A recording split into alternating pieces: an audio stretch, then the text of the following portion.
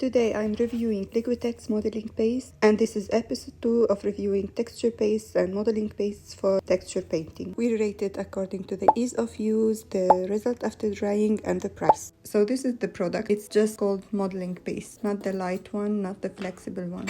It's very thick, which makes it very easy to work with as a beginner. Now, as last time, my review will include making different types of textures so that you can see how the results would look like regardless what type of art you want to make with this modeling paste.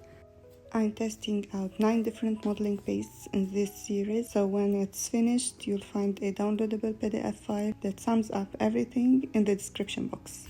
I really like how easy it's to work with this paste and shape it. So I'm able to make high peaks with just tapping in the palette knife. It holds the peaks very well. I'll try now some overlapping arches.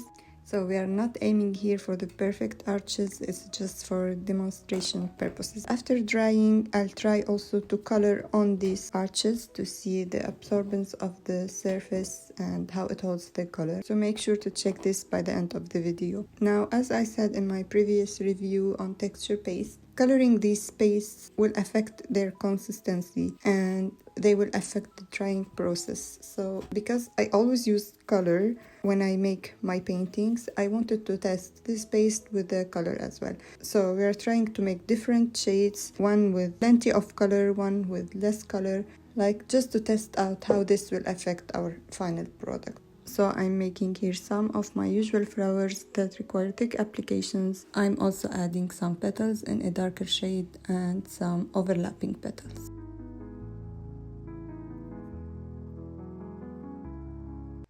So for the ease of use, I give it 10 out of 10. So here's the result after several days. The paste is fully dry and we can see that the texture made with tapping on the canvas and the texture made with the stencil, they look very nice.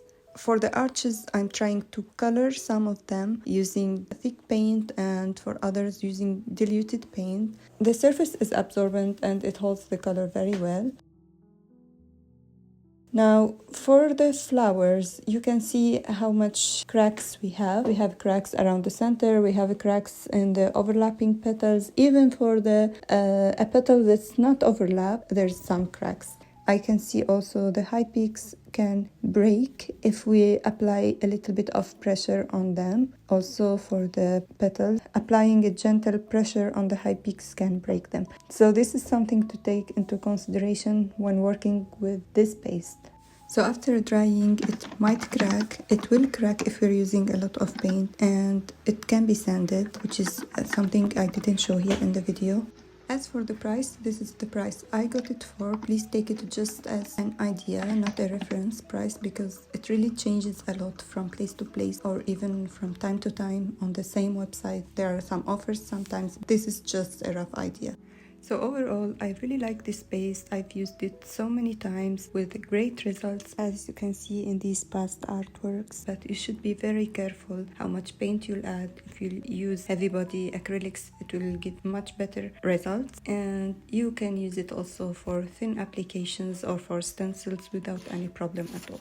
But I don't recommend using it for overlapping petals or thick flowers in case you need bright colors or too much paint in your mixture.